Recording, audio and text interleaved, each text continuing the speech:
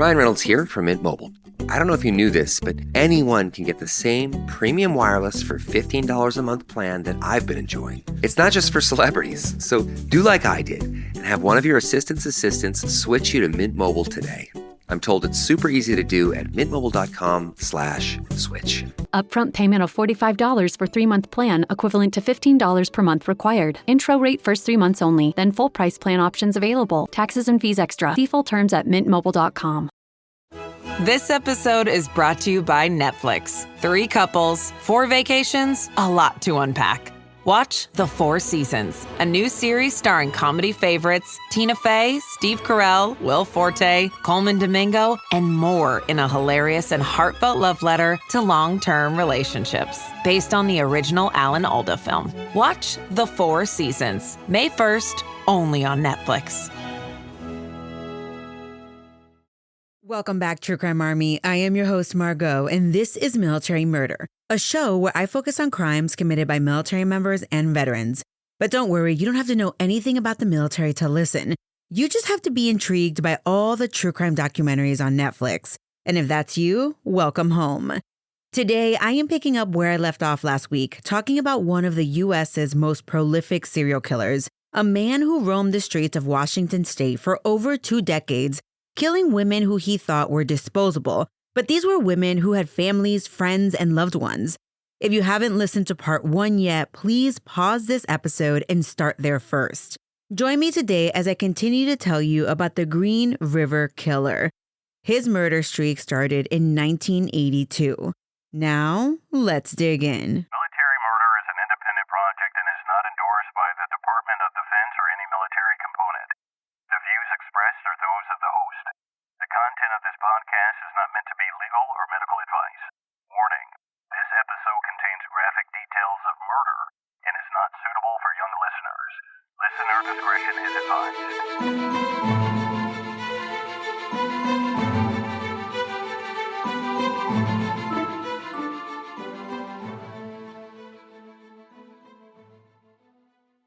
Warning, this episode does involve discussions of rape, torture, and murder. Please listen with care. You may recall the Green River Task Force that I told you about in part 1. Well, running that task force for close to 7 years cost taxpayers nearly $2 million a year. And after not getting anywhere in those 7 years, the task force was shut down in 1989. Detective Dave Riker, the lead detective, was sent back out to solve other crimes on the street, but finding the killer was never far from his mind. In 1997, Detective Dave Riker was appointed as King County Sheriff. King County is where the city of Seattle is located, which is also the county seat. After his appointment, it bothered Sheriff Riker that there still hadn't been an arrest in the decades-old case. He put solving the Green River Killers at the top of his priority list as sheriff. When the killings had first started 15 years earlier, they could never have imagined what was coming to help break cases like this.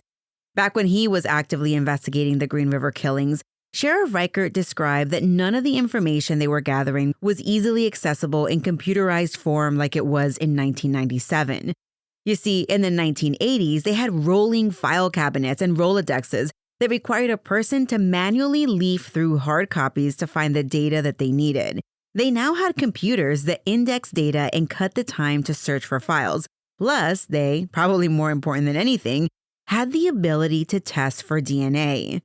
Sheriff Riker refocused the attention back on the unsolved murders and using the new technology to reanalyze fingerprints and find any usable DNA.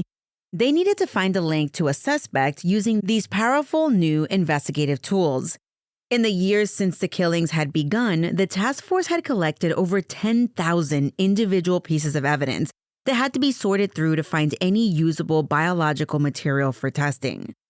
In 1999, they sent semen samples collected from victims to a lab on the East Coast. To investigators' dismay, the samples were too degraded for the lab to be able to process these items for DNA. However, the ability to extract DNA was getting better and better by the minute. Just 2 years later, the Washington State Crime Lab was able to run their own test on the samples. And that was when they got a hit. The semen samples from as early as 1982 matched to the saliva sample taken from, drumroll please, Gary Leon Ridgeway in 1987. They finally got him. Initially, Ridgeway was only going to be charged with 3 of the murders. Shortly after, it was changed to 4. But there was much more to come. The first victims linked through DNA to Ridgeway were Opal Mills, Marcia Chapman, and Cynthia Hines. Marcia and Cynthia were the victims found by a rafter weighed down in the Green River with boulders. Opal was discovered near them on the bank by detectives examining the scene. The fourth victim that had physical evidence that matched Ridgeway was Carol Christensen. She was the victim that was displayed with 2 trout placed on her chest, empty wine bottles on her stomach, and a sausage in her hands. On November 30th, 2001, detectives went to Kentworth Trucking, where 52-year-old Ridgeway was employed as a painter. He had been working there for 32 years. As detectives approached him, they asked if he was Gary Ridgeway, and he simply replied, yes. The detectives told Ridgeway that he was under arrest for the murder of 4 women. Ridgeway looked at them and simply said, okay. Then he handed them his lunch pail. How anticlimactic for the detectives who had been hunting for this killer since 1982. However, I can only imagine the collective sigh of relief that came from the detectives and forensic scientists who had worked on the case knowing he was finally in custody. After Ridgeway's arrest, Sheriff Riker went to the holding room to see Ridgeway for himself. When the detective led Ridgeway out of the room, the sheriff looked at him and said, quote, "I got you, asshole," end quote. The sheriff said during a Netflix documentary that, it probably didn't mean much, but it felt good to say it. In 2012, the King County prosecuting attorney added 3 more murder charges, bringing the total to 7 murders.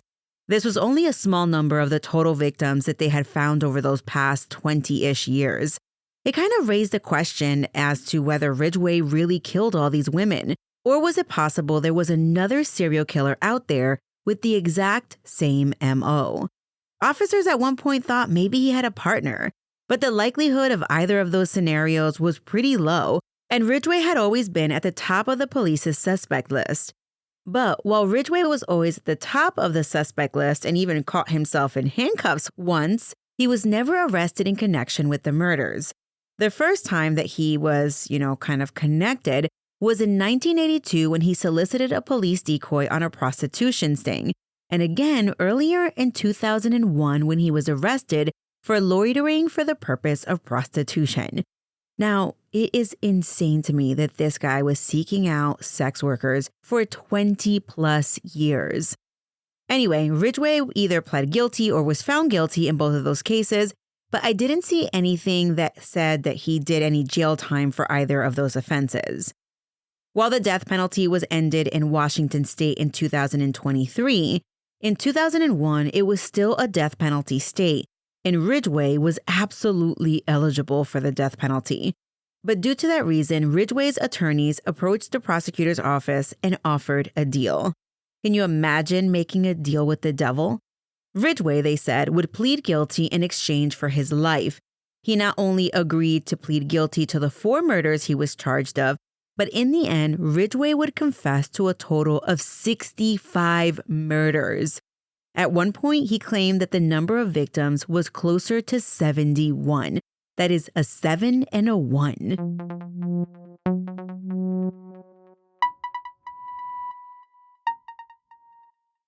Today's episode is sponsored by Acorns, and April is Financial Literacy Month, an entire month dedicated to taking control of your money. Because honestly, no one really taught me how to manage money growing up. I didn't learn about investing until I was well into adulthood. But what I love about Acorns is that it makes it easy to start saving and investing for your future in just 5 minutes. I know, April is an entire month, but you don't need an entire month to learn. You don't need to be an expert. Acorns recommends a diversified portfolio that matches you and your goals. You can start with just your spare change, and you don't need a lot of time. Setup takes just 5 minutes because I know that your time is precious. And if financial wellness has ever felt out of reach, Acorns makes it simple, giving your money a chance to grow without the overwhelm. Personally, using Acorns gave me the confidence to stop putting it off and just start. And that peace of mind is completely worth it. Sign up now and join over 14 million all-time customers who've already saved and invested over $25 billion with a B dollars with Acorns. Head to acorns.com/militarymama or download the Acorns app to get started today. Paid non-client endorsement. Compensation provides incentive to positively promote Acorns. Tier 1 compensation provided. Investing involves risk. Acorns Advisors, LLC, an SEC registered investment advisor. View important disclosures at acorns.com/militarymama. Starting a business can seem like a daunting task, unless you have a partner like Shopify. They have the tools you need to start and grow your business. From designing a website to marketing to selling and beyond, Shopify can help with everything you need. There's a reason millions of companies like Mattel, Heinz, and Allbirds continue to trust and use them. With Shopify on your side, turn your big business idea into... Sign up for your $1 per month trial at shopify.com/special offer. It would take more than 2 years following Ridgeway's arrest before he would see the inside of a court and formally make his plea. Meanwhile, Ridgeway met with investigators who painstakingly documented the information that he provided, such as details, names, dump locations of the victims. It was a lot. Ridgeway started off talking about how he found his victims. He referred to it as, quote, patrolling. During the years that he killed, Ridgeway would look at areas that were used by sex workers to find clients. He said that the places he frequented were the Tukwila area along the PHS, which was the Pacific Highway South, and where he found most of his victims. Other areas that he patrolled included the Kent-Des Moines area of the PHS, the Rainier Valley, the International District in Seattle, downtown Seattle, North Seattle along Aurora Avenue, and the PHS South in Federal Way. He would park his truck backed in at the parking lot of the 7-Eleven on the PHS, where he could watch what he called, quote, the traffic, meaning that he was watching sex workers. As a ruse, Ridgeway would sometimes raise the hood of his truck and pretend to work on it while he watched the highway. Ridgeway told investigators that he only killed sex workers because, quote, prostitutes were the easiest. I went from having sex with them to just plain killing them, end quote. He said that he picked young women who were soliciting sex because he didn't think the police would look very hard for a missing sex worker. But you remember, not all of his victims were sex workers. Some were just runaways or hitchhikers. And it wasn't that police didn't want to look for the missing women. They oftentimes didn't even know who to look for.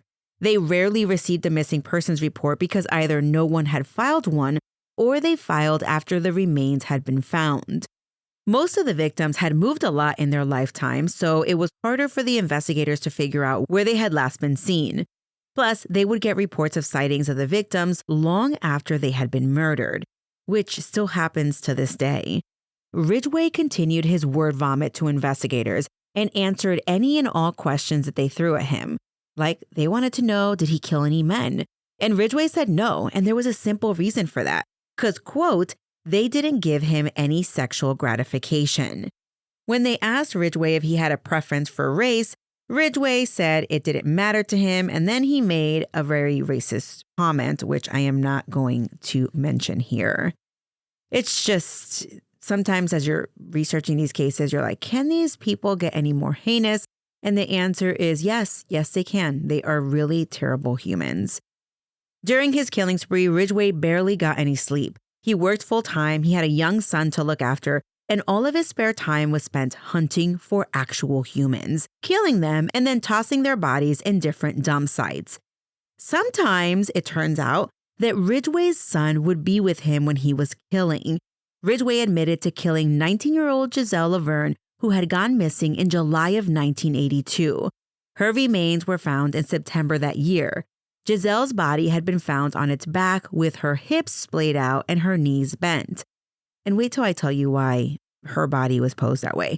When Ridgeway picked Giselle up on the PHS, he had his 7-year-old son in the car with him.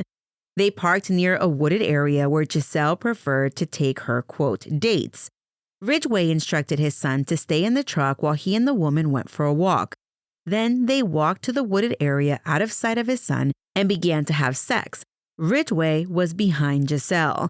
When he was finished, he told Giselle that he thought he heard his son coming, hoping that it would cause her to look up and expose her neck. And guess what? That's exactly what happened. And Ridgeway then wrapped his arm around her neck in a chokehold. He held her like that until she stopped moving and then wrapped his socks around her neck and fashioned a tourniquet with the socks and a stick. He twisted the stick, tightening the socks until he was sure Giselle was not going to wake up again. Then he got dressed and walked back to his truck. When he got back, his son asked him where the woman had gone, and Ridgeway said, "Oh, she went home. She just walked home." From there, he drove from the scene and took his son back home. Ridgeway would later confess that he returned the next day to move the body to a more secluded area. He picked up all of Giselle's clothes and tried to take the knotted and twisted socks off of her neck, but wasn't able to. He decided he didn't want to cut them off because then he wouldn't be able to wear his socks again. WTF. Before he left the area, Ridgeway had sex with Giselle's corpse. He went back to her body at least one other time, but at the time of his interview, he couldn't remember if he had sex with her body the second time. He figured he probably didn't because by then she would have been badly decomposed. Now, this makes you wonder about Ted Bundy. Remember when Ted Bundy, the serial killer, called in the detectives and said that whoever this serial killer was, he was probably going back and having sex with the dead bodies. And that's exactly why a lot of their bodies were posed in that like frog-like, open position. Along with giving confessions, Ridgeway was able to take investigators to locations where he left the bodies. He took them straight to where Giselle was found 20 years after the fact. Ridgeway also admitted to killing the 6 victims found along Star Lake Road, dumping each of their bodies within an hour of when he had killed them. The area appealed to him because it was, quote, downhill where I could put a bunch of women. It was, hey, fantastic. It was woodsy, secluded, and it was a site that I figured nobody would find her at. And if they did, it would be a couple of years later. Wouldn't be anything, nothing left of her. I could go down there during the day and have sex with her. Nobody see me from the top. There was a road on the top and there's a road on the bottom. They couldn't see me. And even if it did, a car came by, I could lay down, end quote. Ridgeway recalled killing 16-year-old Terry Milligan, but did not remember her name. He remembered her race and that she was the next victim that he killed after Opal Mills, and knew that Terry was the first body that he placed at Star Lake Road. When he returned to her body the following day, she was in rigor mortis, and he had to force her legs apart to have sex with the body. If you remember from episode 1, that's why her body was also in an odd position when they discovered her body. Ridgeway had killed Terry in the same area that he had killed Giselle and dumped her body in. He decided to take Terry's body somewhere else after a police officer made contact with him about 8 blocks away from where he had left Giselle. Apparently, 2 boys had seen Ridgeway in that area while he was on a date with Terry, so he thought it was best to take her body somewhere else. Hers was the first of 6 bodies that he dumped along Star Lake Road. Ridgeway recalled when he picked up Alma Smith to hire her for sex work. He took her back to his house where he had sex with her, and then he strangled her to death within an hour. Specifically, he remembered that when she died, she did not lose continence, so he didn't have to wash his bedding afterwards. In fact, this man would tell investigators that he learned his lesson, and that after, he realized that people often lose their continence after death, he used to make the sex workers go to the bathroom before having sex with them. Ridgeway said he took Alma's body up Star Lake Road and dumped her. Then, thinking that things went so smoothly for him, he would pick up another girl to kill. He went back to the hotel where he had picked up Alma and saw another sex worker that he tried to get to go with him. It was Alma's roommate, and she very wisely refused to go with him. She didn't report it until more than a year later, but when she did, the roommate told police that a man in a blue pickup truck had tried to get her to go with him. But earlier in the night, witnesses had seen Alma get into a blue pickup truck. At the time, Ridgeway drove a maroon pickup. However, his brother had a blue truck in the early 80s, and he had borrowed it that specific night. Alma's roommate, who Ridgeway tried to solicit after he had murdered Alma, actually picked Ridgeway out of a lineup in 1986. But nothing ever came of that. Ridgeway could not specifically recall killing Dolores Williams. Hers was the third set of remains found on Star Lake Road in 1984. He made a guess that she was white, but that was incorrect. Ridgeway had borrowed his brother's truck on the day that Gail Matthews went missing. He said that after he picked Gail up, a man standing on the street waved at her seemingly as though he knew her. Ridgeway said that Gail didn't see the man waving at her. And if you recall, it was Gail's boyfriend who had seen her leaving on the night she disappeared in April of 1983. Ridgeway took Gail to his house, murdered her, then took her body somewhere to dump it. He couldn't remember exactly where, though. When Ridgeway was shown a picture of victim Sandra Gabber, he said that he didn't recognize her face. In fact, with nearly all of his victims, he would say he couldn't recognize them in photographs. However, when the task force took Ridgeway to the Star Lake area, he remembered dumping a body close to where Sandra's remains were located. He said that he remembered rolling the body down the hill where it came to rest next to a log. He covered the body with some brush, going back and forth to the brush pile to conceal the body.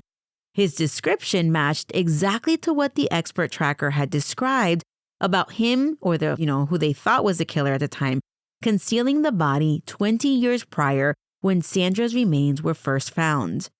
Ridgeway claimed that he didn't recognize Carrie Royce's picture. However, he did remember dumping a body down the hill from where he had left Sandra's remains. He said since he did it at night, he couldn't recognize the area in photographs. Both Sandra and Carrie disappeared in the spring of '83, but Sandra's remains were found in '84. Carrie's remains were not recovered for another year despite only being 25 yards from Sandra's remains.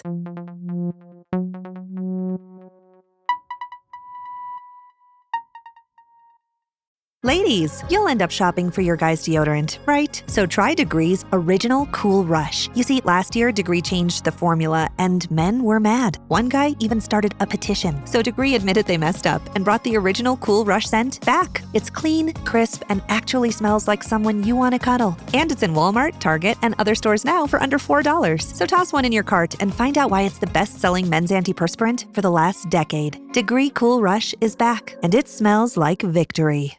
We off? 30 seconds of carefree bliss. Oof, like wind in your hair carefree. Oh, like using Clorox Disinfecting All-Purpose Cleaner in the home carefree. Yes!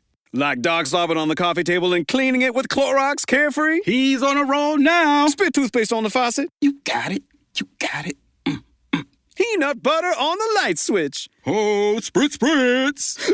Spritz, spritz. Clorox, man. Clean feels good. Okay, we're back. Use as directed. Victim Carol Christensen, who was posed with the fish and wine, was found on May 8th of '83. Ridgeway said he posed her with those items because he wanted to throw off the task force. He explained, quote, "And then they had these experts come in and say it was basically just to, the woman I killed, put clothes back on her and posed her. It was basically a posing," end quote. Ridgeway claimed that the items he left with her body, the 2 trout, sausage, and empty wine bottle, weren't of any significance. They were just things he had handy at his house when he killed her. The detectives questioned Ridgeway about survivor Rebecca Gard-Gway, who was assaulted by Ridgeway in, '83? Ridgeway remembered the incident clearly. He basically told investigators the same exact report that Rebecca had told the task force in 1984. Ridgeway said that he brokered a date with Rebecca, but that Rebecca only wanted to perform oral sex and he wanted more. Plus, she wanted to stay in his truck and he wanted to go outside. He also described how he had her in a chokehold but wasn't able to pin her down adequately because his shorts were around his ankles and he couldn't use his legs to hold her. He said she scratched him and fought hard, and he was able to recall that she said she had a family and didn't want to die, which is exactly how Rebecca had described the incident. And the crazy thing was that her report was made less than a year after the assault. This man was remembering it in Technicolor nearly 20 years later. When questioned about the 4 bodies found near the Seattle-Tacoma airport in the empty lot, Ridgeway also remembered the women he killed and buried there. The first was Mary Meehan. She was 7 months pregnant when she was killed. While Ridgeway remembered murdering and burying her, he didn't remember that she was showing in her pregnancy. He claimed it was because he didn't take her clothes off until it was dark out and he was trying to put her in a shallow grave. Mary was the first victim that Ridgeway actually buried. He added that if he had known she was pregnant, he said, I still would have killed her anyway.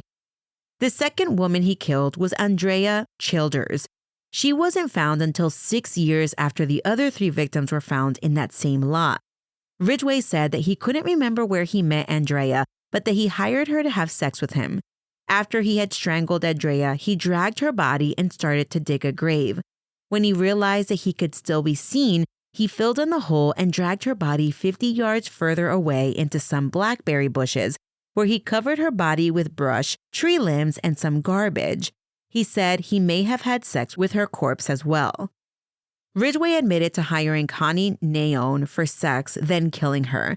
He picked her up at the Red Lion on the PHS and drove to the vacant lot near the airport where they had sex outside of his truck.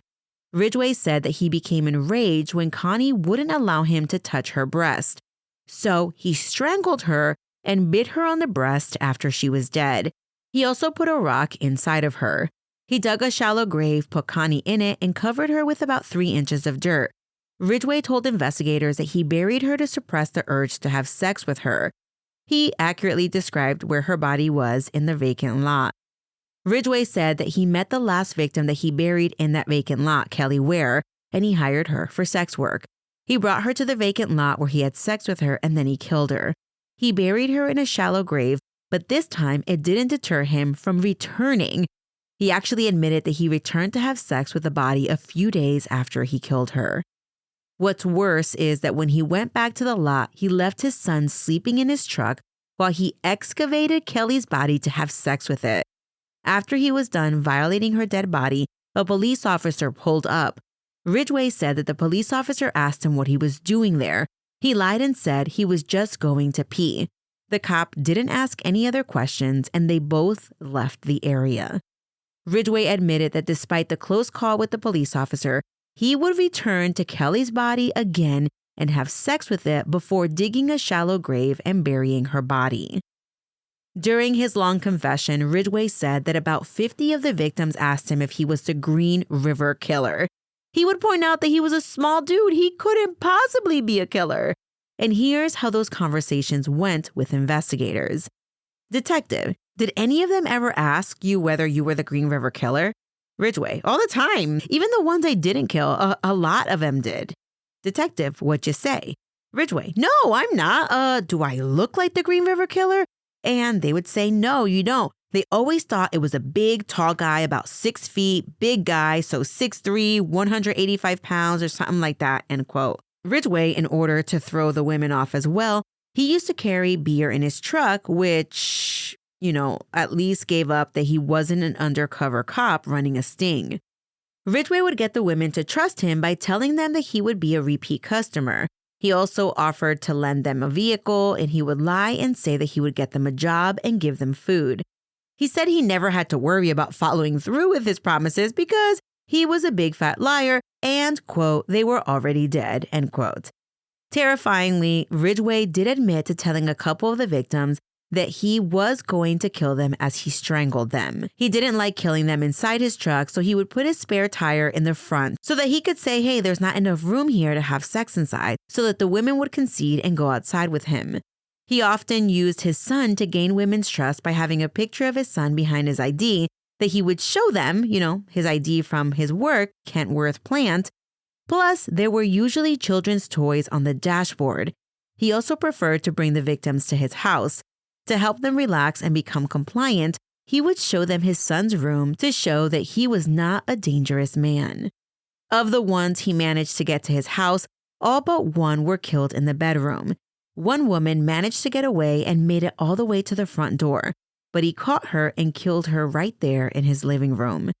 Ridgeway manually strangled the victims at the beginning of his killing spree, but learned to use a ligature on his victims to avoid being scratched. He also told investigators that using a gun and a knife were way too messy. To make it easier for him to kill these victims, he would tell them that he had to have sex from behind. That gave him access to their necks, So during the act, he would say something like, "Oh my goodness, I heard something," or "Look, something is there." And then they would raise their neck and he would strangle them. They would struggle, but he told them if they stopped, he would let them go. Of course, he didn't. And when they did stop, it just made it easier for him to kill them. With at least one victim, Ridgeway killed her in the bed of his pickup truck. It had like a canopy on it. And then he drove to his work with the body in the back. At lunch, he drove out to where he had killed the woman and had sex with the body in the back of the truck. Then he went back to work with the body still in the back of the bed. Regarding the 3 victims whose remains were found with a rock inside of them, Ridgeway said that the rocks just happened to be in the area, like at the scene. There was no other reason, but another time he said that he used the rocks to plug up the victims. Ridgeway's second wife would later tell investigators that he had threatened to sew her vagina closed to keep her from sleeping with other men. So she thought that he meant that that's why, kind of like why he was plugging them up. There is so much ick to this guy that it is just really disturbing that some human being would even consider doing what this man did. On January 31st, 1983, some construction workers found a skeletonized set of remains near Northwest Hospital in a wooded area. There weren't any clothes with the skeleton, and it bore all of the similarities of the other Green River victims. However, in 1983, the remains were not included as a potential Green River killer victim. The skeleton was identified as Linda Rule, who was a 16-year-old sex worker. She was last seen on September 26, 1982, heading to Kmart. Ridgeway confessed to killing Linda, and after he killed her, he went through her pockets and found a book of matches. This sick mofo then tried to light Linda's hair on fire twice, but put it out after he thought someone might notice the smoke. You think? On May 26, 1984, 3 kids found human remains in northern Pierce County, which is just south of King County. The King County ME performed the autopsy and determined the identity through the victims' teeth that still had braces on them. The body belonged to 15-year-old Colleen Brockman. She had last been seen a year and a half earlier on Christmas Eve of '82. She was a runaway and she was known to engage in sex work. Ridgeway confessed to killing a teenager around Christmas, but he switched the years around. He thought he had killed the victim in '83, but it turns out it was in '82. Ridgeway had picked up Colleen in downtown Seattle and strangled her in the back of his truck after having sex with her. During the act, Colleen begged for her life and Ridgeway told her just to calm down and stop fighting and he would let her live. But of course, he didn't. Instead, he put his foot on the back of Colleen's neck and finished killing her. He then drove south and dumped her in Pierce County.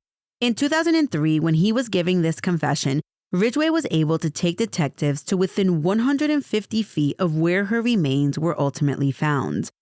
Another dump site was the Mountain View Cemetery where Ridgeway left 3 victims. The first remains in that location were found on December 14, 1983. A man walking spotted a skull along Mountain View Drive. The remains were identified as 16-year-old Kimmy K. Pitzer. Kimmy K. was last seen by her boyfriend when they got into a huge fight and she ran off and got into a pickup truck with a man. Her boyfriend thought Kimmy K. was going to engage in sex work, but that she would ultimately be back. So the boyfriend waited, but Kimmy K. never returned. She had gotten into Gary Ridgway's pickup truck. In 2003, he recalled her murder with eerie clarity.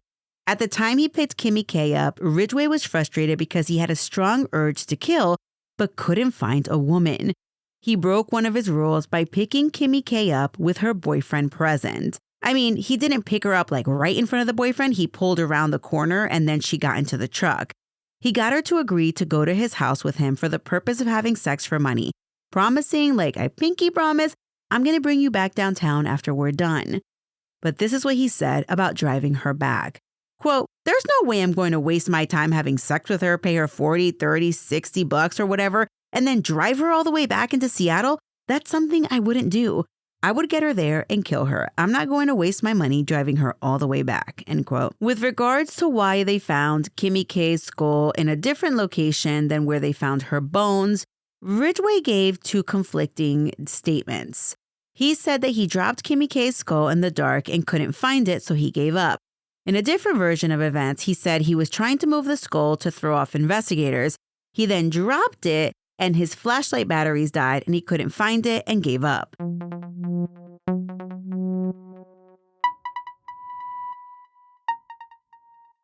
This episode is brought to you by Factor. Optimize your nutrition this year with Factor, America's #1 ready-to-eat meal service. Factor's fresh, never frozen meals are dietitian approved, ready to eat in just 2 minutes. Choose from 40 weekly options across 8 dietary preferences like Calorie Smart, Protein Plus, and Keto. Eat smarter at factormeals.com/listen50 and use code listen50 for 50% off plus free shipping on your first box. Factormeals.com/listen50, code listen50. T's and C's apply.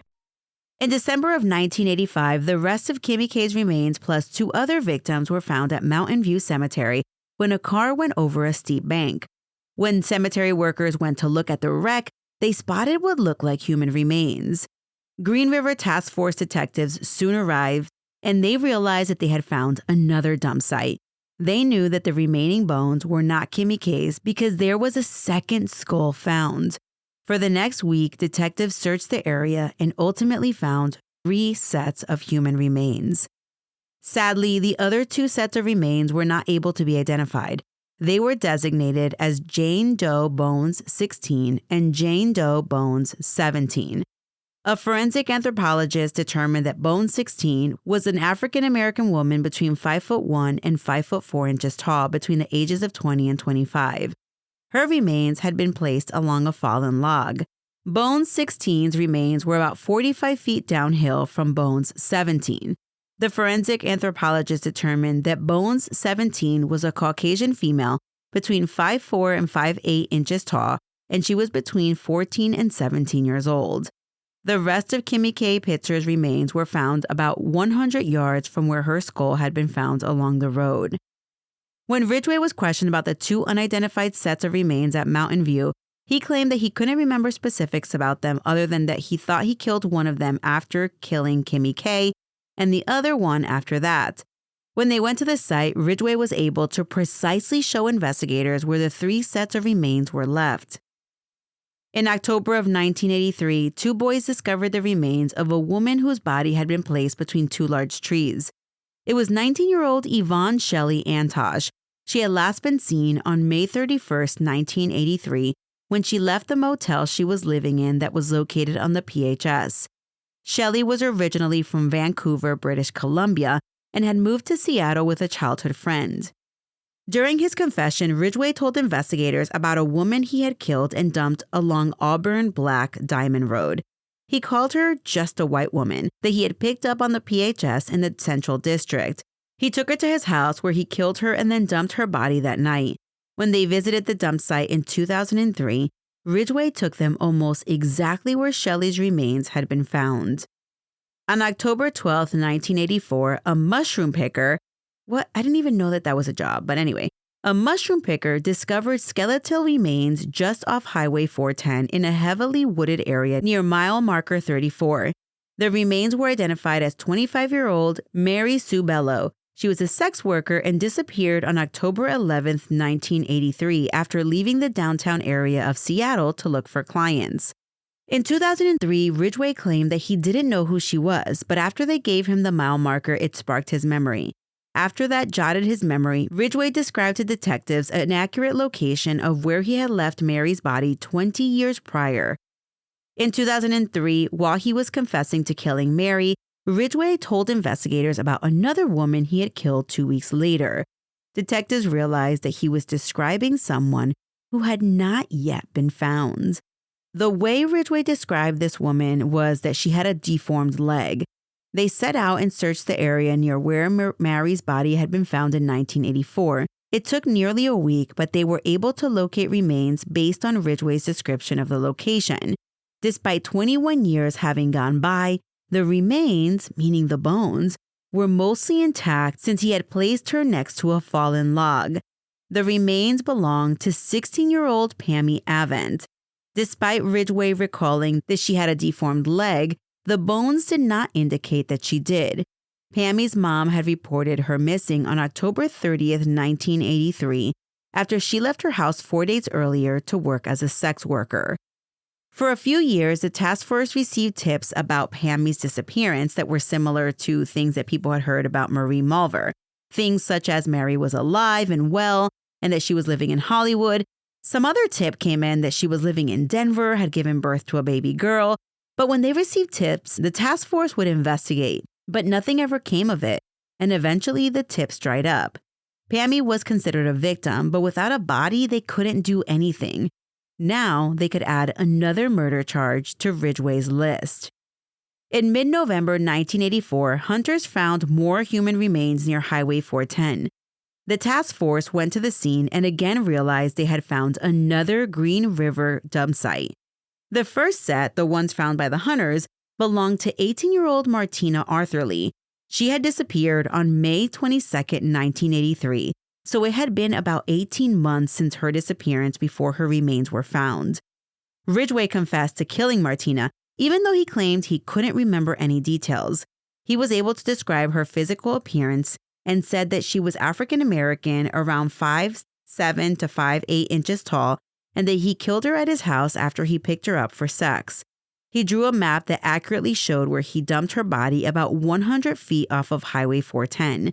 And the crazy thing about this guy is that he even knew how big the diameter of the log was where he put her body behind. The second set of remains found off of Highway 410 in '84 belonged to 26-year-old Debbie Mae Abernathy. She went missing on September 5, 1983, when she headed out to the downtown area where she frequented the area for sex work. It was the last time her boyfriend would ever see her. In 2003, Ridgeway admitted that he killed Debbie Mae, but he couldn't identify her. Despite this, he was able to provide accurate details of her dump site, including a gated entrance near where her remains were found. He described the terrain and how hard it was for him to move her body to the woods. He also said that he threw her Texas driver's license out of his truck window as he was driving along Highway 18. Debbie's license was in fact found along the highway in 1983. Despite claiming to not remember anything, he sure remembered a lot. When detectives pointed out that the day she disappeared was on his son's 8th birthday, Ridgeway said that the date didn't have any significance to him, just that it was a good opportunity to kill. The next two Highway 410 dump site victims were not killed in the early 80s like most of Ridgeway's victims. 21-year-old Roberta Hayes went back and forth between Portland, Oregon and Seattle, working as a sex worker. She was last seen on February 7, 1987, when she got out of jail in Portland after she had been arrested for prostitution. It was believed that she headed back to Seattle from there. Her remains were discovered in 1991 by an employee about 4.5 years after she had disappeared. She was not listed as a Green River victim when her remains were found. Her skeleton was located at the end of a dirt road between mileposts 36 and 37, just off Highway 410. Her remains were the only ones found to the north of the highway. During his 2003 confession, Ridgeway was able to describe where he had dumped Roberta's body and stated that he only placed one victim on the north side of 410. Since she wasn't listed as a Green River victim, Ridgeway and his legal team were not provided any information about her death. He gave it up willingly while he was in the middle of confessing to the Highway 410 murders. The last set of remains near Highway 410 were found in September of 1990 by mushroom pickers, there we go again, and identified as belonging to 36-year-old Marta Reeves 4 months later. Like Roberta, Marta was never listed as a Green River victim and was not on the list of victim names provided to Ridgeway and his attorneys. Marta was heard from in March of 1990 when she contacted her estranged husband asking for money. The two had separated and her husband was caring for their 4 children due to Marta's struggles with cocaine addiction. When her husband refused to give her money, Marta told him that she was going to have to work all night as a sex worker to get cash. He reported her missing on April 13, 1990, after receiving an envelope in the mail containing Marta's driver's license. The license was dusted for prints, but it was already too contaminated with the husband's prints, and he had been showing it to people in an effort to find Marta. In 2003, Ridgeway confessed to killing Marta but thought she was African American, not white. He also admitted to putting driver's license into mailboxes once or twice. When asked why he did that, Ridgeway said, "I don't know, get back at the family or something? I don't know." All right, True Crime Army, At this point, I am not even halfway done with the victims in this case. So I will finish this up in part 3, which I will bring to you next week.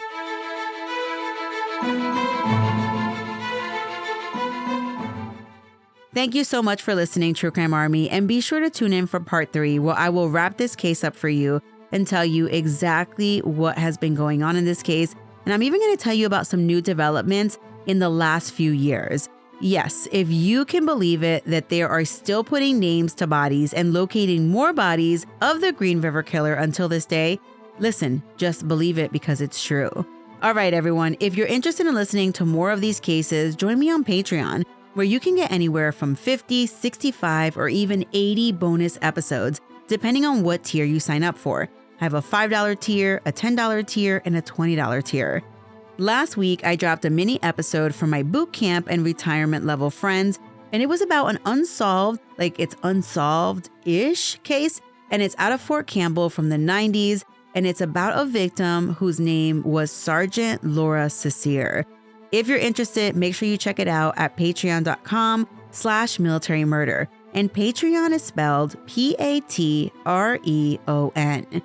Shout out to Myrtle for researching and writing this episode. My sources for this episode include a Netflix show called Catching Killers, a documentary called Green River: Minds of a Monster, an episode of Cold Case, and court documents obtained through the Seattle Times, and news articles from the Seattle Times, the Seattle PI, Death Penalty Information Center, and the King County, Washington website. Military Murder was created by Mama Margot Productions. The music was created by Ty-Ops. Until next time, remember, you never really know what someone is capable of, so remain vigilant always. You have a fabulous week, and I'll keep digging to bring you the conclusion of this case next week.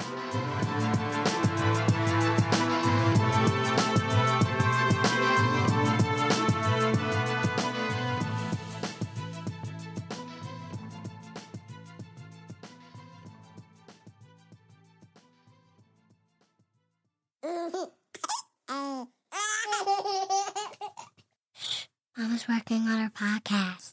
I don't want to.